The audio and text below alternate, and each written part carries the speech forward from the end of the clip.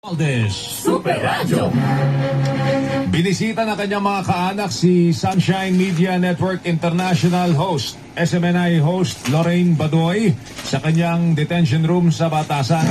Kasama niyang nakadetine si SMNI co-host Eric Celis matapos po silang ipakontempt ng House Committee on Legislative Franchises. Ang air-conditioned na kwarto ay meron pong kama, maaari po nilang tulugan.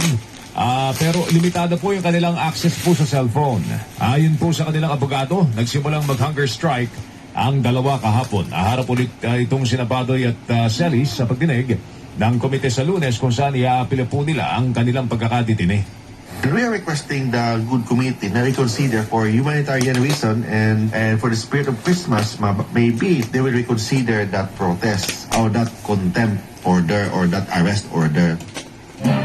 Tinig po ni Attorney Mark Tolentino, SMNI Legal Officer. Pinatitine si Celis matapos siyang tumangging ilahat kung sino ang kanyang source na nagbigay ng maling impormasyon na mayroon pong 1.8 billion pesos na travel fund. Si Speaker Martin Romualdez sa ilalim umano ng batas, hindi maaaring pilitin ang mga mamahayag na pakalanan ng kanilang source. Tulad nung isang basan.